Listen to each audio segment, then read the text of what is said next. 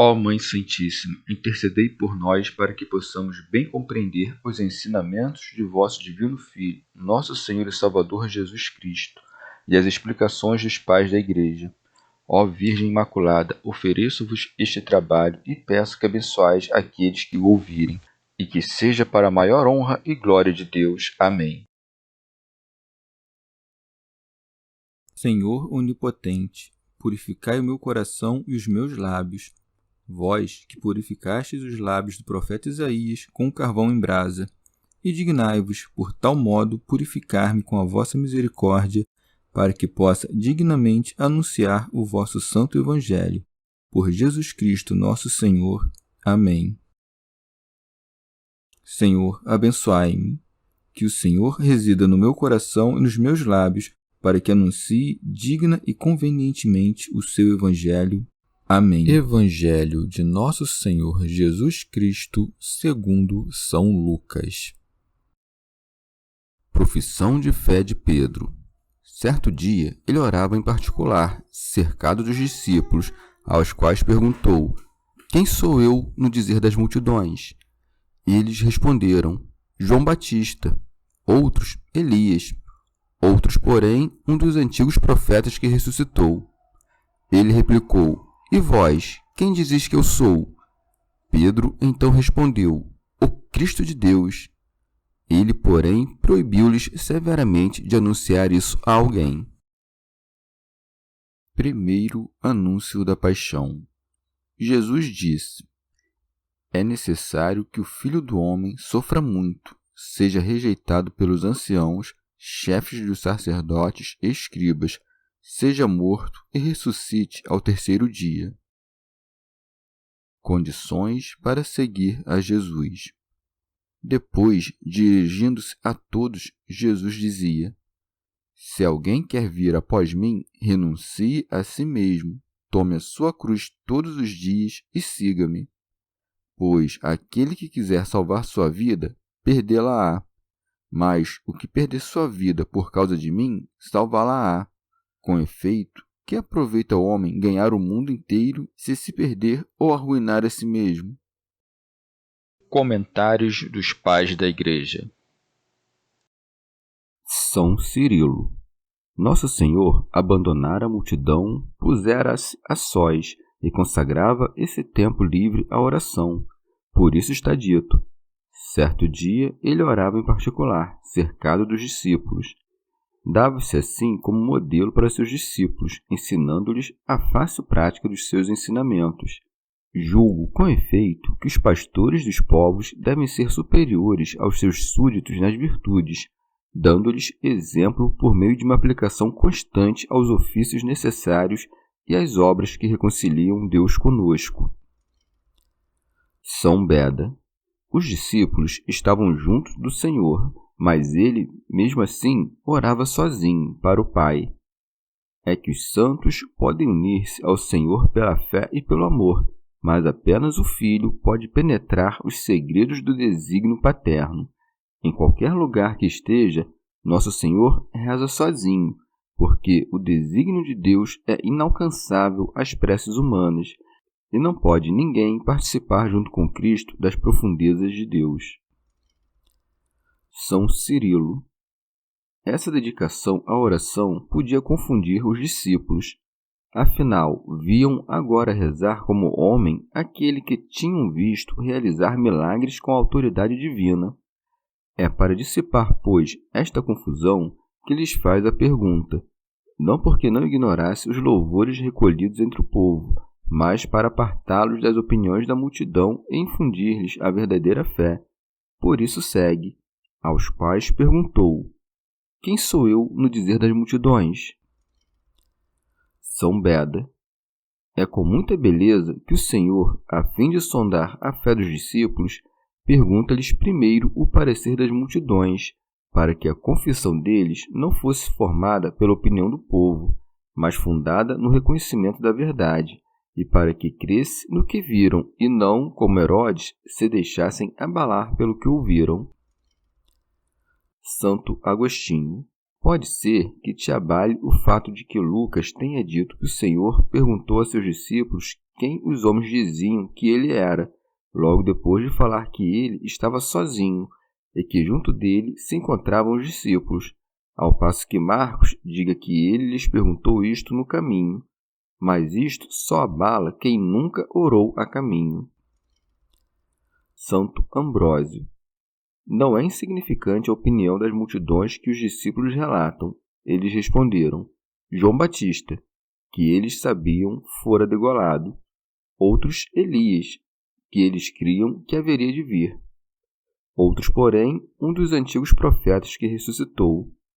Mas deixo para a sabedoria de outro investigar estas palavras.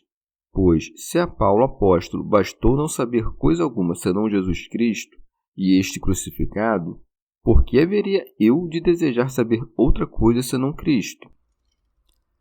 São Cirilo. Percebe a elegância das perguntas. Primeiro os leva a falar dos louvores externos, para em seguida arrancá-los de seus espíritos e produzir neles a verdadeira opinião. Por isso, depois que os discípulos falam a opinião do povo, pergunta a opinião deles mesmos ao acrescentar. Ele replicou: E vós, quem dizeis que eu sou? Quanta eminência neste e vós! Distingue-os dos outros para que não se deixem levar pelas opiniões do povo, como a dizer: E vós, que selecionei e chamei para o meu apostolado, vós, testemunhos dos meus milagres, quem dizeis que eu sou? Pedro antecipa-se aos demais, faz-se a boca de todo o colégio apostólico, não consegue conter os discursos do amor divino e professa sua fé. Pedro então respondeu: O Cristo de Deus. Não diz apenas que ele é Cristo de Deus, mas o Cristo de Deus, com artigo. E por isso, em grego, lemos ton Christon, pois muitos receberam a unção divina e foram chamados de Cristo em vários sentidos. Alguns foram ungidos reis, outros foram ungidos profetas. Nós mesmos, ungidos através de Cristo com o Espírito Santo, obtivemos também o nome de Cristo. Mas apenas um é o Cristo de Deus e do Pai, pois apenas ele, em certo sentido, tem por Pai aquele que está nos céus. Deste modo, não há nenhuma discordância entre o que diz Lucas e o que diz Mateus, em cujo relato Pedro diz: Tu és o Cristo, o Filho do Deus vivo. Lucas apenas usou-se de maior concisão, chamando-lhe o Cristo de Deus. Santo Ambrósio. Neste nome sozinho está expressa a divindade, a encarnação e a fé na paixão do Senhor. Abarca tudo, portanto, quem fala a natureza de Cristo e seu nome, que resume todas as suas virtudes. São Cirilo. Deve-se notar, porém, que Pedro, com muita prudência, confessou ser apenas o Cristo, em oposição aos que se atrevem a dividir o Emanuel em dois Cristos. O Senhor, aliás, sequer lhes tinha perguntado quem era, na opinião dos homens, o Verbo divino, mas quem diziam eles que era o Filho do homem. Pedro logo confessa que ele é o Filho de Deus. Nisto, São Pedro é digno de toda admiração e das preeminentes honras que recebe, pois acreditou e confessou que aquele que contemplava apenas na forma humana era o Cristo do Pai, quer dizer, o Verbo que procedeu da substância do Pai, tornado homem. Santo Ambrósio. O Senhor Jesus Cristo não quis, naquela hora, proclamar a sua divindade para não causar comoção pública, e por isso segue. Ele, porém, proibiu-lhes severamente de anunciar isso a alguém para se enganar o príncipe deste mundo, afastar a ostentação e ensinar a humildade. O próprio Cristo, portanto, não quis gloriar-se, e tu, que sequer nasceste de linhagem nobre, te glorias do quê? Queria também Nosso Senhor evitar que os discípulos, ainda grosseiros e imperfeitos, fossem esmagados sob o peso de tamanha pregação. São proibidos, portanto, de anunciar que ele é o Filho de Deus, para que o anunciem depois de crucificado. São João Crisóstomo. Em boa hora, Nosso Senhor proibiu que dissessem a alguém que ele era o Cristo, até que, afastada qualquer ocasião de escândalo e consumado o suplício da cruz, pudessem imprimir habitualmente nas almas dos seus ouvintes a verdadeira opinião a seu respeito, pois o que uma vez cria raízes, mas logo é arrancado, dificilmente se firmará caso venha a ser plantado novamente. Já o que, uma vez plantado, permanece imóvel, cresce e se torna robusto com facilidade. Pois se Pedro, apenas de ouvi-lo, se escandalizou, o que sofreriam os outros se ouvissem que ele é o Filho de Deus, porém o vissem crucificado e escarrado? São Cirilo. Era necessário, portanto, que os discípulos o anunciassem a toda a terra. Este, afinal, era o dever dos escolhidos por Cristo para o ministério apostólico. Mas, como atesta a própria Sagrada Escritura, todas as coisas têm o seu tempo. Convinha, com efeito, que primeiro fosse cumprida a cruz e a ressurreição, e a isso se seguisse a pregação apostólica. Por isso, Jesus disse: é necessário que o Filho do Homem sofra muito, seja rejeitado pelos anciãos, chefes dos sacerdotes e escribas, seja morto e ressuscite ao terceiro dia. Santo Ambrósio. Pode ser que o Senhor, porque sabia que mesmo os discípulos com muita dificuldade aceitariam o mistério da paixão e ressurreição, tenha querido ele mesmo ser o pregador da sua paixão e ressurreição. São Cirilo. Os grandes generais incitam à audácia os valentes nas armas, não apenas prometendo-lhes as honrarias da vitória, como igualmente reconhecendo que também o próprio sofrimento é nobre. E vemos o próprio Senhor Jesus Cristo ensinar isto. Predissera aos apóstolos que haveria de suportar as calúnias dos judeus, ser morto e no terceiro dia ressuscitar. Para ninguém pensar, portanto, que Cristo haveria de sofrer perseguições pelo bem da vida neste mundo, mas que aos demais se permitiria levar uma vida agradável, declara que aos desejosos de alcançar a sua glória é necessário passar por justos combates. Por isso está dito. Depois, dirigindo-se a todos, Jesus dizia: São Beda. Com muita propriedade escreveu dirigindo-se a todos, porque a parte anterior, a respeito da fé em seu nascimento e paixão, ele dissera em segredo apenas aos discípulos. São João Crisóstomo.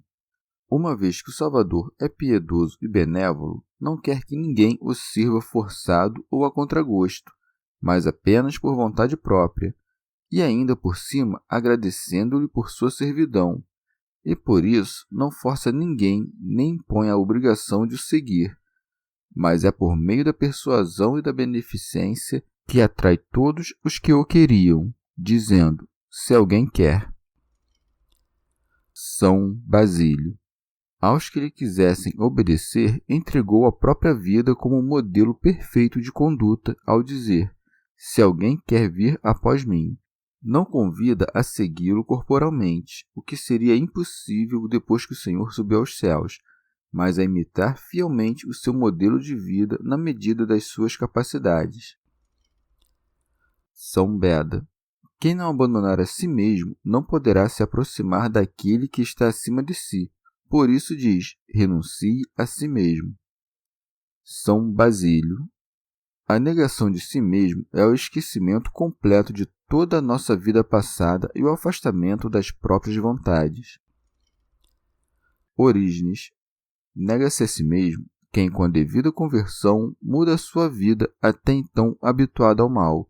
Por exemplo, quem até agora viveu na lascívia, nega-se a si mesmo ao tornar-se casto. E, de modo semelhante, a renúncia de qualquer pecado é uma negação de si mesmo. São Basílio. O desejo de sofrer por Cristo a morte, a mortificação dos nossos membros terrenos, a viril disposição de suportar por Cristo todo o perigo e a rejeição de todo afeto pela vida presente. Isto é tomar a sua cruz. Por isso segue. Tome a sua cruz todos os dias. Teofilacto Diócrida. A cruz de que fala aqui é a morte ignominiosa. Quer dar-nos a entender que quem quer seguir Cristo não deve recuar nem mesmo diante da morte ignominiosa. São Gregório Magno. A cruz é tomada de dois modos, ou quando pela abstinência se tortura o corpo, ou quando pelo compadecimento se tortura a alma. Expositor grego. Nosso Senhor junta com acerto estas duas frases: negue a si mesmo e tome a sua cruz. Do mesmo modo como alguém pronto a subir na cruz resigna-se em sua alma à morte e avança sem pensar mais em tomar parte desta vida, assim, quem quer seguir o Senhor, primeiro deve negar-se a si mesmo, e com isto tomar a sua cruz, para que sua vontade esteja disposta a suportar todo o sofrimento. São Basílio. Nisto consiste a perfeição, em ser indiferente à afeição pela própria vida, em estar pronto à morte caso a situação a exija, e não confiar de modo algum em si mesmo. A perfeição tem seu início na renúncia dos bens exteriores, isto é, das posses, da vanglória ou da afeição pelas frivolidades. São Beda. Somos ordenados a tomar todos os dias a cruz e, após tomá-la, seguir o Senhor, que carregou a própria cruz. Daí segue, e siga-me. Orígenes. Nosso Senhor, em seguida, dá o motivo deste mandamento, dizendo: pois aquele que quiser salvar sua vida, perdê-la-á. Isto é, quem quiser viver segundo os prazeres da vida presente e manter a alma nas coisas sensíveis, este é que a perderá, por não conduzi-la aos fins da bem-aventurança. Em sentido contrário, acrescenta: mas o que perder sua vida por causa de mim, salvá-la-á. Isto é, quem desdenhar as coisas sensíveis por amor à verdade, expondo-se até mesmo à morte, este, embora pareça que perde a sua alma por Cristo, mais bem a salva. Por isto, se é um bem salvar a alma, refiro-me, é claro, à salvação que há em Deus, a perdição da alma pelo amor de Cristo deve ser boa. Parece-me semelhante à negação de si mesmo, mencionada acima, a necessidade de perder cada um a própria alma entregue ao pecado para tomar uma nova que será salva pela virtude. Chegamos ao fim de mais um dia de comentários da Catena Áurea. Muito obrigado por ficarem até aqui, que Nossa Senhora derrame suas graças sobre nós e até amanhã.